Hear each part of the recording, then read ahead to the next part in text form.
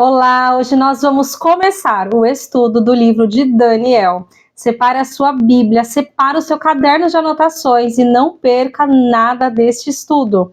Nós vamos fazer assim, eu vou ler o capítulo 1 em 3 blocos.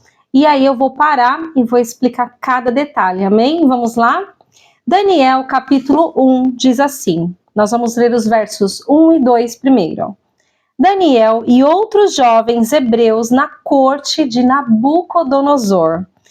Verso 1. No ano terceiro do reinado de Jeoiaquim, rei de Judá, veio Nabucodonosor, rei da Babilônia, a Jerusalém e a sitiou. Verso 2. E o Senhor entregou em suas mãos a Jeoiaquim, rei de Judá, uma parte dos utensílios da casa de Deus. E ele os levou para a terra de Sinar, para a casa de seu Deus com letra minúscula, e pôs os utensílios na casa do tesouro do seu Deus com letra minúscula. Até aí. Então vamos entender primeiro o que foi o rei Jeoiaquim. Em algumas traduções, este nome ele pode estar diferente, pode estar escrito assim, Jeoaquim, ou também Eliaquim. Então, esses 3 nomes são referentes à mesma pessoa, Jeoiaquim, Jeoaquim ou Eliaquim. E esse rei, ele foi o terceiro a sentar no trono depois de seus irmãos. Ele foi um rei ímpio, submisso inicialmente ao Egito e depois à Babilônia. Esse rei tinha 3 irmãos, Joanã, Zedequias e Jeoacás. E olha só que interessante, vocês conhecem o rei Zedequias. A história dele é aquela que, sabe um rei que se rebelou contra Nabucodonosor, que foi capturado, seus filhos foram mortos na sua frente, e Zedequias teve seus olhos vazados, e ele foi levado cativo junto com outros prisioneiros. Então, ele foi um rei também que não foi justo, ele era irmão de Jeoiaquim. E o pai de Jeoiaquim e de seus irmãos era o rei Josias. O rei Josias, ao contrário do seu filho, foi um rei justo. Ele foi um rei considerado um avivalista. Olha só, quando ele ouviu as leis de Deus, ele rasgou as suas vestes e ele se arrependeu. Ele foi um dos reis mais justos de Judá, conhecido por suas reformas religiosas e por restaurar a adoração ao Senhor. Mas o seu filho Jeoiaquim não seguiu os caminhos do seu pai, porque quando ele ouviu a leitura da palavra, olha o que ele fez, ele pegou o rolo do livro, picou e jogou na fogueira. Como se não bastasse, ele mandou prender o profeta que havia enviado a mensagem de Deus para ele. E eu quero abrir um parênteses aqui, para falar de 4 reis avivalistas que tiveram. A palavra cita 4 reis avivalistas que foram fiéis ao Senhor. 4 reis avivalistas de Judá. São eles Asa, Ezequias, Josafá e Josias. Um desses 6 avivalistas, vocês também conhecem a história dele, está lá em 2 Reis capítulo 20, que é o rei Ezequias. O rei Ezequias é aquele em que Isaías foi até o palácio conversar com ele, entregar, na verdade, uma promessa do Senhor, que não era algo muito bom. Isaías falou para ele assim, arruma sua casa que você vai morrer. O rei Ezequias, ele se virou para a parede e ele chorou com o coração muito quebrantado. E antes do profeta Isaías sair do palácio, Deus falou, volta, fala para o meu filho que eu vou acrescentar 15 anos de vida para ele. Olha isso. Deus pede para Isaías voltar, entregou essa palavra para ele e para ele também colocar uma pasta de figo sobre suas chagas, que ele seria curado. E como prova dessa cura, como um sinal, né, Deus fez retroceder 10 graus no relógio de Acás. Então esse rei, Ezequias, foi um dos 4 avivalistas que tiveram. Por que eu fiz essa pausa na história? O povo de Deus havia experimentado um reavivamento espiritual naquele tempo, no tempo do rei Josias. Só que nem sempre um reavivamento que marcou uma geração é tão profunda que dura a próxima geração. Isso é muito sério, porque isso tem a ver com o legado. E qual é o legado que nós estamos deixando para essa próxima geração? Josias foi um rei justo, mas ele não deixou esse legado para os seus filhos. Vamos para o verso 2. O verso 2 diz assim: o Senhor entregou nas mãos a Jeoiaquim os utensílios do templo. O que significa isso? Toda desobediência gera maldição, mas quando há obediência, há bênção. O povo de Judá conhecia Deus, mas eles escolheram pecar. Judá caiu nas mãos da Babilônia. Quando nós escolhemos a desobediência, porque ela é uma escolha, nós ficamos vulneráveis. E aí nós perdemos a capacidade de resistir aos ataques do inimigo, porque nós abrimos brechas. Deus, ele é soberano. E até os inimigos, os nossos inimigos estão a serviço de Deus. Tudo que acontece é permissão de Deus. Tudo que aconteceu nos reinos e acontece hoje é permissão de Deus. Isso aconteceu para disciplinar o povo. Esses utensílios foram entregues a esse rei para disciplinar o povo. Um exemplo disso nós lemos em Jeremias, capítulo 25, nos versos 8 e 9, quando Deus chama Nabucodonosor de seu servo. Nós sabemos que Nabucodonosor não era um rei justo, mas por que será que Deus chamou ele de seu servo? Porque ele estava a serviço também de Deus. Ele estava sendo usado por Deus para cumprir os propósitos de Deus. Não há autoridade que não venha de Deus. Judá se aliançou com a Babilônia pensando que ali estava a sua segurança, e Deus levantou a Babilônia para destruí-la. Deus está no controle do invasor e do invadido. Deus governa o invasor e disciplina o invadido. Olha que forte isso. Então foi Deus quem permitiu que os vasos, os utensílios do templo fossem profanados, assim como permitiu, por exemplo, que a arca fosse roubada de Ófni e Finéias. Nós sabemos que Deus permitiu que tudo isso acontecesse, mas nós não podemos esquecer também que Deus tem zelo pelas suas coisas, e uma hora o juízo de Deus vem.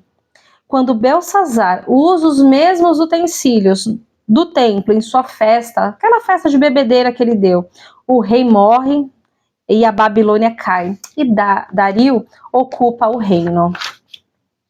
Vamos ler agora dos versos 3 ao verso 5? Diz assim, Daniel capítulo 1, verso 3, 4 e 5. E disse o rei a Aspenaz, chefe dos eunucos, que trouxesse alguns dos filhos de Israel e da linhagem real e dos príncipes, jovens em que não houvesse defeito algum, de boa aparência, e instruídos em toda a sabedoria, e doutos em ciência, e entendidos no conhecimento, e que tivessem habilidade para assistirem no palácio do rei, e que lhes ensinassem as letras e a língua dos caldeus. E o rei lhes determinou a porção diária das iguarias do rei e do vinho que ele bebia, e assim que assim fossem mantidos por 3 anos. Era uma preparação de 3 anos, para que no fim destes pudessem estar diante do rei.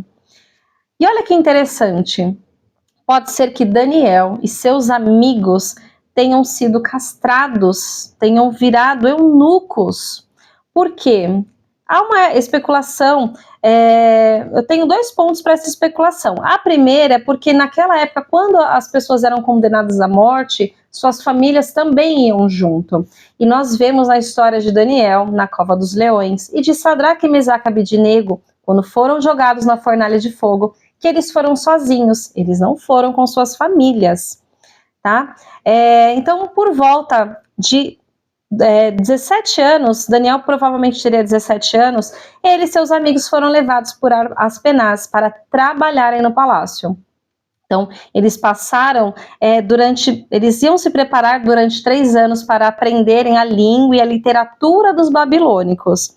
Quando eles chegaram no palácio, seus nomes foram mudados para integrá-los ao culto pagão.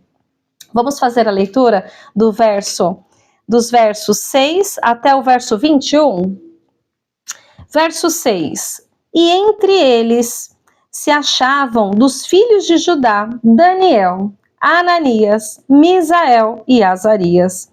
E o chefe dos eunucos lhes pôs outros nomes, a saber, Daniel pôs o nome de Beltesazar, Ananias de Sadraque, Misael de Mesaque e Azarias de Abdinego. Daqui a pouco eu vou explicar o significado de cada um desses nomes.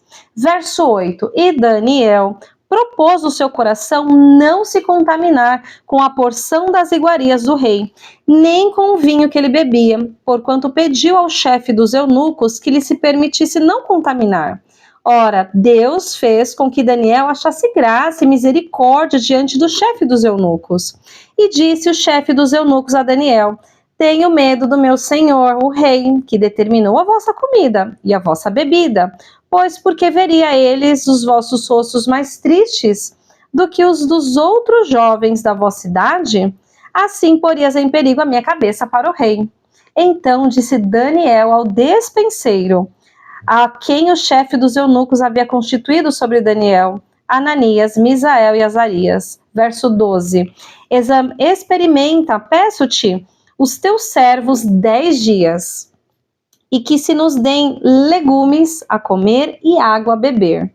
Então se examine diante de ti a nossa aparência e a aparência dos jovens que comem as porções, a porção das iguarias do rei, e conforme vires, procederás para com os teus servos. Verso 14, e ele consentiu, ele aceitou, e os experimentou 10 dias. Então ele fez esse experimento durante 10 dias. Verso 15, e ao fim dos 10 dias apareceram seus semblantes melhores, e eles estavam mais gordos de carne do que todos os jovens que comiam das iguarias do rei.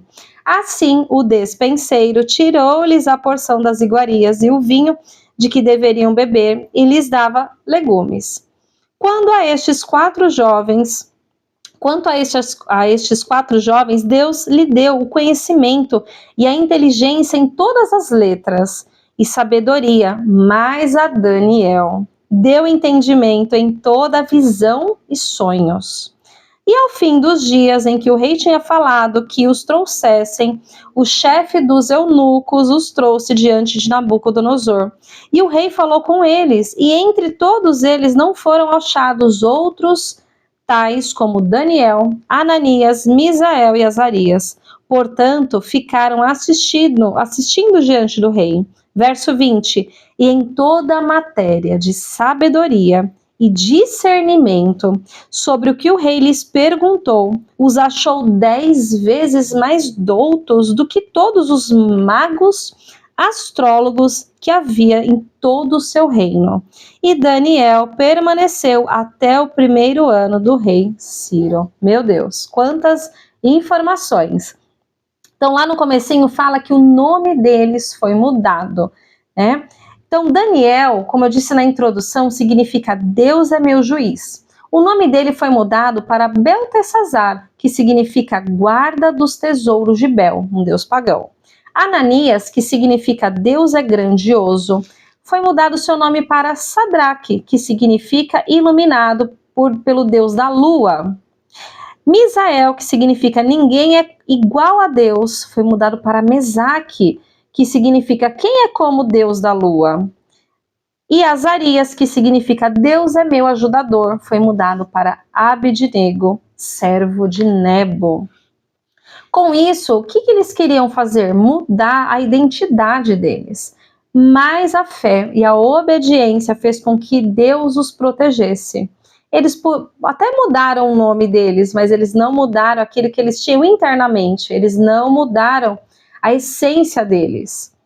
Eles não se corromperam com os manjares do palácio e Deus aumentou a sabedoria e a inteligência de Daniel. Esses jovens se alimentaram apenas de legumes e água e ficaram com aparência mais saudável do que todos aqueles que comiam as comidas consagradas. E Deus fez com que eles ficassem 10 vezes mais sábios do que todos os sábios do reino. Ou seja, quando você renuncia às coisas deste mundo, Deus te dá porção dobrada do céu. E eles decidiram se privar. É o que nós temos que fazer hoje com as coisas deste mundo. Nós precisamos renunciar, rejeitar as coisas deste mundo, os manjares deste mundo, porque assim o Senhor nos dará a porção dobrada do céu, que é o que mais importa. No próximo estudo nós vamos falar do sonho de Nabucodonosor. E aí, você gostou do capítulo 1 de Daniel? Olha quanto conhecimento que nós tivemos hoje, quantas coisas nós aprendemos. Deixa aqui nos comentários o que você aprendeu, o que você não sabia, se você tiver alguma dúvida. Um beijo, fiquem com Deus e até mais.